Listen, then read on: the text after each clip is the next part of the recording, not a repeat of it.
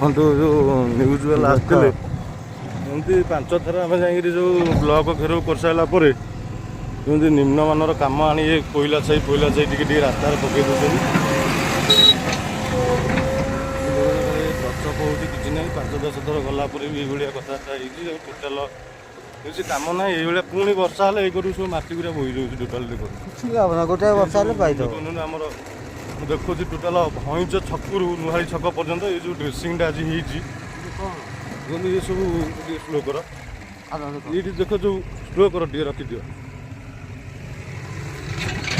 ଏ ଯେଉଁ ଖାଲ ସବୁ ଦେଖୁଛ, ଏ ଖାଲ ଏଇ ଜାଗାରେ ବର୍ଷା ଯେତେବେଳେ ହେଉଛି ଏଇ ଜାଗାରେ ବି ଆଣ୍ଠୁଏ ପାଣି ସୃଷ୍ଟି ହେଉଛି। ଏସବୁ ଏଇଠି ପାଣି ବୋହିଯିବା ପାଇଁ କିନ୍ତୁ ଏଥିପାଇଁ କିଛି ରହିବନି।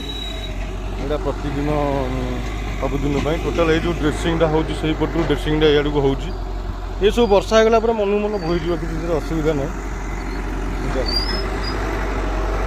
ଏ ଯେଉଁ ଡ୍ରେସିଂଟା ହେଉଛି ଆପଣମାନେ 5 ଥର ଯିବା ପରେ ଯେଉଁ ଡ୍ରେସିଂଟା ହେଉଛି ଇଏ କ'ଣ ଚିରସ୍ଥାୟୀ?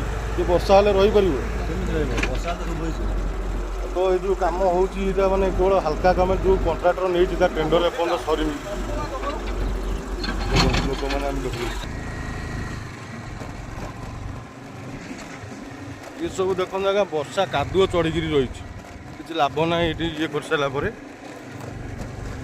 ଟୋଟାଲ ଏଇଭଳିଆ ନୁହାଡ଼ି ଛକ ପର୍ଯ୍ୟନ୍ତ ବି କାମ ହେଇକା ଚାଲିଛି। ଦେଖିପାରୁଛୁ କିଛି ନାହିଁ। ସରକାରକୁ ଏମିତି ଟିକେ ଖବର ପଳେଇଛି ମିଡ଼ିଆରେ ବୋଲି ସେଥିପାଇଁ ଏ ଡଷ୍ଟ କୋଇଲା ସାଇଡ଼୍ ଟିକେ ପଠାଇ ଦେଉଛନ୍ତି। ଏ ରୋଡ଼ରେ ପଇଲା, ପୁଣି 2ଟା ବର୍ଷା ହେଲା, ପୁଣି ବୋହିଯିବ। ପୁଣି ଡଷ୍ଟ 2-3 ଲୋକ 50 ଦିନ 60 ଦିନ ଅପେକ୍ଷା ଅନିଦ୍ରା ହେଇସାରିଲା ପରେ ପୁଣି ସରକାର କହିବ ନାଇଁ ପୁଣି ନେଇଯାଅ ସେ ଏରିଆକୁ 2 ଟ୍ରିପ୍ ପକାଇ ଦିଅ। କାରଣ ଏଠିକାର ଲୋକ ଯେଉଁ ନୁହାଡ଼ି ପଞ୍ଚାୟତ ବା ଏଠି ଯେଉଁ 3-4ଟି ପଞ୍ଚାୟତ ରୋଡ଼ ଉପରେ ଡିପେଣ୍ଡ କରନ୍ତି, ସେ ଲୋକମାନଙ୍କର ଅଭ୍ୟାସ ହେଇଗଲାଣି ପଙ୍କେରେ ଚାଲିବା। ସରକାରକୁ ବରାବର ଜଣାଅଛି, ସେଥିପାଇଁ ସେ ରୋଡ଼ଟି କାମ କରୁଛି। ତେଣୁ ଆପଣମାନେ ସମସ୍ତ ଭାଇମାନଙ୍କୁ ମୋର ଅନୁରୋଧ, ଏକତ୍ରିତ ହୁଅନ୍ତୁ ସଠିକ୍ ଭାବରେ, ଆଉ ରୋଡ଼ର କିପରି ସୁଚାରୁ ରୂପେ କାମ କରାଯିବ ସେ ବ୍ୟବସ୍ଥା କରନ୍ତୁ। ଜୟ ଜଗନ୍ନାଥ।